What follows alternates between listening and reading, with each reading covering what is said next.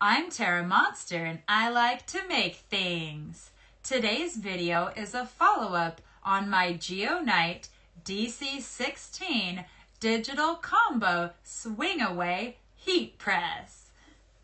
I've had it for a couple months now and I've been experimenting with sublimation as well as screen printed transfers, and I want to show you what I found out. In fact, this cute goat sweatshirt I'm wearing right now was made with my heat press and is available on my website, revivalinc.com. There's a link below in the description for a 20% off coupon. And now, if you want to learn what I found out about heat pressing, let's get crafting. I've had my Geo Knight swing away press for about 3 months now.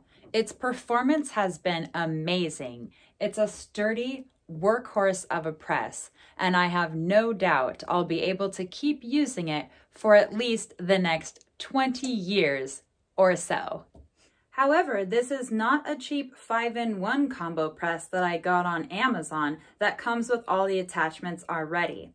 After doing a lot of research on several of those presses and reading a ton of reviews, I found that all of those presses are made in China and many of the parts break within the first 6 months to a year of using. And since they are manufactured overseas and tech support is non-existent, good luck getting replacement parts.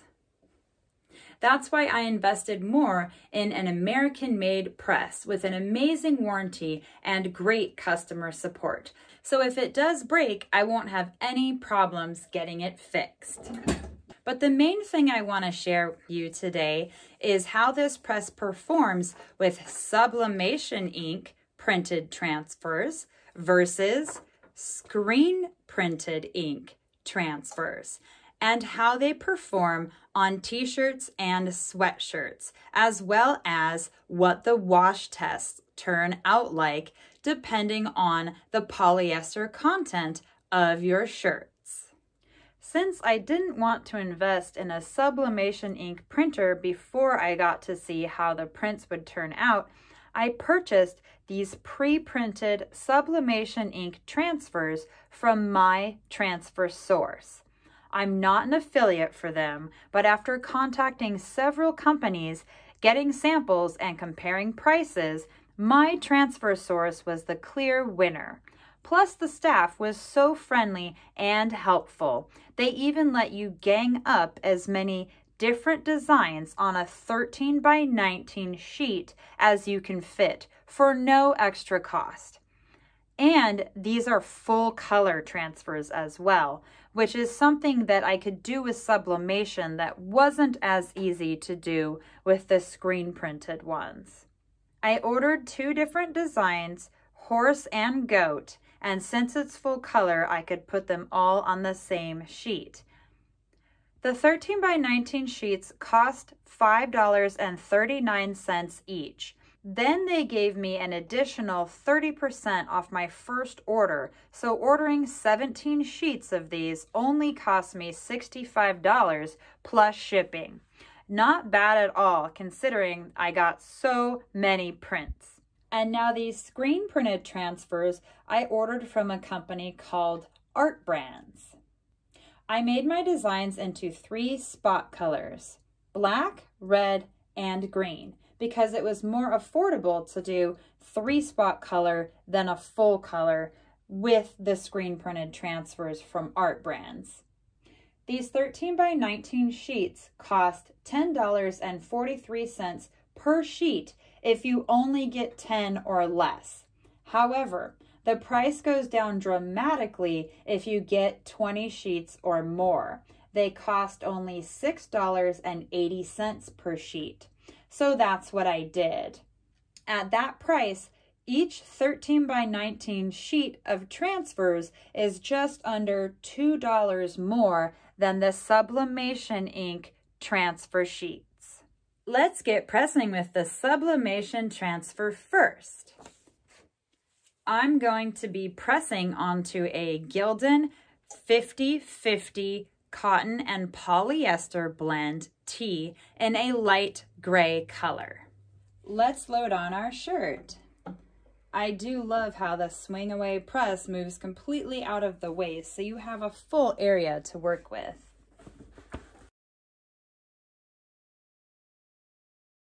The first thing we're going to do is pre-press the shirt for 5 seconds. This heats up the shirt and gets rid of all the wrinkles.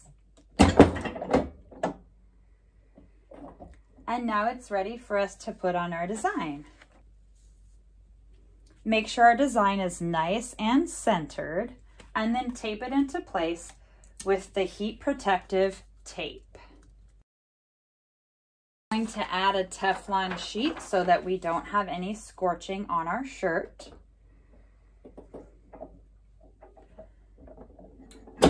And then we're going to go ahead and press at 385 degrees for a total of 55 seconds.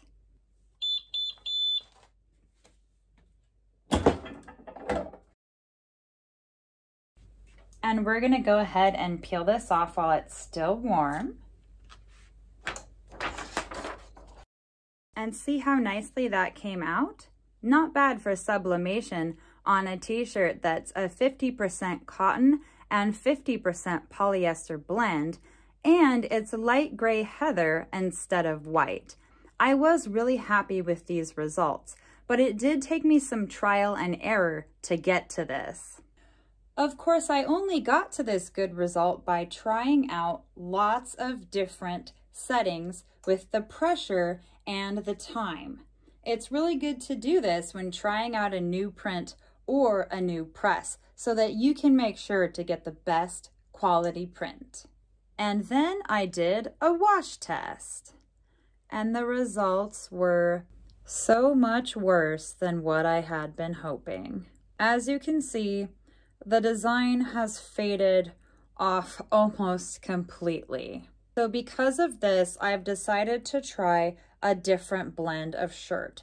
I found some shirts here that were 88% polyester and 12% rayon, and the print did so much better. This is the print after the wash test. So this has actually been washed. And now it did fade a little bit, but as you can see, the print is still looking pretty good. It is a little subdued, you know, it's not super bright, but you know, if you're going for that soft vintage look and feel, I think it's great. Obviously, there is no hand or feel on this at all. So this was pretty encouraging. I do think that for this particular blend of shirts, I may continue to use the Sublimation Transfer. Since this was so promising, I decided to try some sweatshirts that were tri-blend, 50% polyester, 25% cotton, and 25% rayon. And this is how the print turned out after washing. It's actually faded quite a bit. I got these sweatshirts from Bella Canvas, and they even say in their own info that their tri-blend shirts can be used for sublimation. And after washing, the print may fade, but it will still have a nice, you know, light look. But for me, this is so very, very light that it's really not ideal. In fact, I was in a time crunch and had to send out a wholesale order to one of my stores with these sublimation prints. Well, one of their customers bought a shirt and came back complaining and returning it because the print had faded so much in the wash. You can just see how light that is. And so I did have to take back all of those sweatshirts and find a different way to print them that worked better and didn't fade so much. And that is why I ordered some pre-screen printed transfers to try. Over the 13 years I've been selling my shirts, my customers have grown to expect that my shirts have a very soft hand, which means there is absolutely no feel of the ink on the shirt. And that's because water-based inks sink into the fibers of the shirt instead of just sitting on top like plastisol inks do. So I searched all over looking for a company that did pre-printed heat transfers that were not plastisol. I finally found that Art Brands makes these type of transfers. After talking to my local rep, she explained that they have two options for this type of ink. They're spot color ultra soft transfers that allow you to order from 1 to 4 spot colors, or they're true color transfers that are full color. Both of these have a very soft feel on the shirt and no plastisol. Now I'm going to press one of these so you can see how it turns out. Now I'm going to print the screen printed transfer right over the top of the sublimated one so that you can really see the difference in how the inks look. You want to pre-press the shirt for about 5 to 10 seconds to heat up the shirt so that the ink adheres and get out any wrinkles.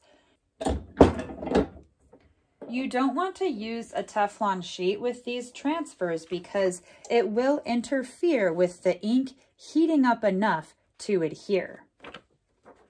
So again, I'm going to place this right over the top of this sublimated print so that you can really see the difference that these screen printed transfers make. The pressure, the heat, and the time are different with these transfers. You want to heat it to 375 degrees for only 10 seconds. And then it's a hot peel. You want to make sure to pull it off while it's still nice and hot in one quick motion. And now looking at this, you can see that little ghost of the sublimation print behind the bright and vibrant screen printed ink transfer. And now I think you'll see why I believe that these screen printed transfers are the best way to go for clothing that is not 100% polyester and is any color besides white. Even though these transfers do cost a bit more, about $2 more per 13 by 19 sheet than the sublimation, I really think that they're worth it. Especially since the transfers worked right off the bat using the recommended settings provided by Art Brands. I didn't have to waste a bunch of my transfers just trying to get the right setting for the sublimation to show up correctly. It just worked right the first time, so you save a lot of money there too. Because I had such great success with my goat print, I ordered some more of these screen printed transfers with my Sasquatch design. I got a smaller one to put on some kids' clothes, as well as this big one for adults, all ganged up on the same sheet. For colored shirts that are not heathered, it's really important that you lint roll them first so that you don't get any marks. Also, you wouldn't want a fuzzy in between your shirt and the ink, because then it wouldn't adhere very well.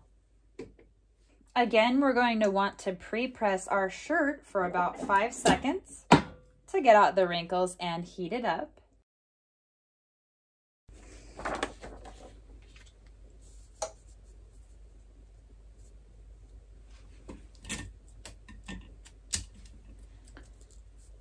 Tape down our transfer.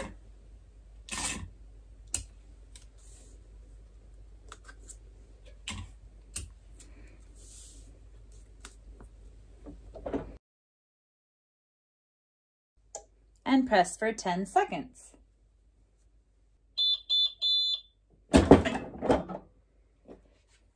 And make sure to do a quick hot peel.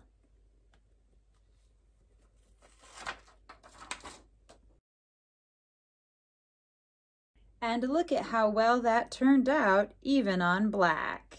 In conclusion, I definitely think that these screen printed transfers work better for my needs than the sublimation ink transfers do. And I'm going to continue to use and order these screen printed ones. And even though I still have quite a few sheets left of these sublimation ones, I'm actually going to try to heat press them onto wood as well as ceramic tiles. So look for that in a future video.